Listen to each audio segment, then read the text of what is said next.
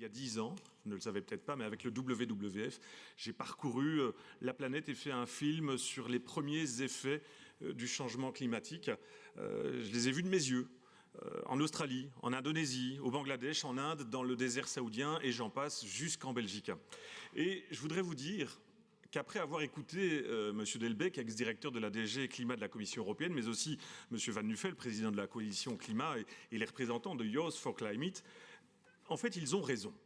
Ma conviction est encore plus forte aujourd'hui qu'en matière climatique, comme ailleurs, il n'y a pas pire aveugle qui ne veut pas voir, et pire sourd qui ne veut pas entendre. Loin du catastrophisme ambiant et du jeu sur les peurs qui, je vous l'avoue, personnellement m'insupporte, qui à mon sens divise les générations et les citoyens plutôt que de les rassembler autour de la question commune du climat, il nous faut, plus qu'ailleurs, chers collègues, du courage politique.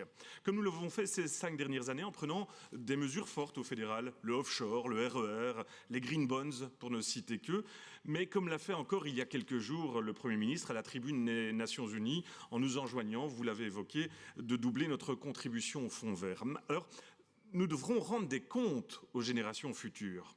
La politique de l'autruche n'en est pas une. Bien sûr, il faut être réaliste, pragmatique, et que cette transition énergétique soit acceptable par tous, par les citoyens, par les entreprises, par les industries.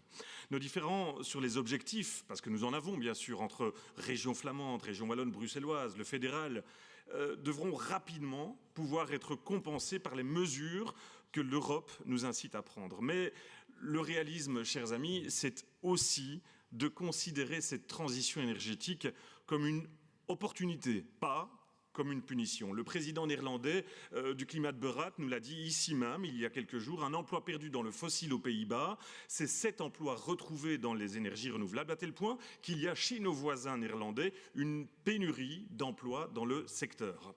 Ma formation politique croit en l'ambition de ces nouveaux marchés qui, à mon sens, soutiendront notre croissance.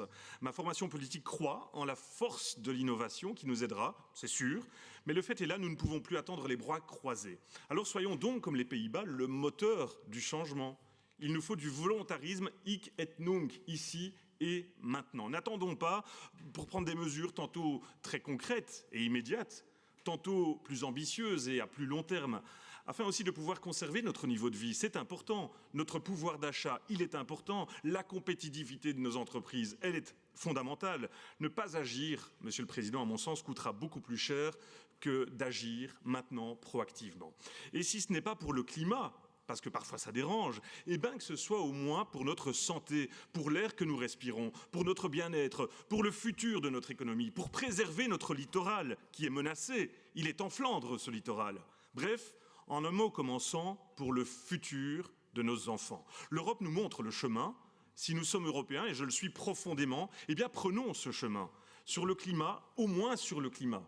Arrêtons nos politiques discordantes. Prouvons, nous, parlementaires, que d'ici décembre, avec le PNEC, le Plan national énergie-climat, la Belgique puisse être à la hauteur des ambitions de l'Union, puisse être à la hauteur finalement du rang que notre pays occupe, je vous le rappelle, tout de même, l'un des membres fondateurs de l'Europe. Alors, chers collègues, chers invités, quels que soient nos positionnements idéologiques qui peuvent naturellement varier, c'est tout simplement, à mon sens, notre responsabilité commune. Je vous remercie.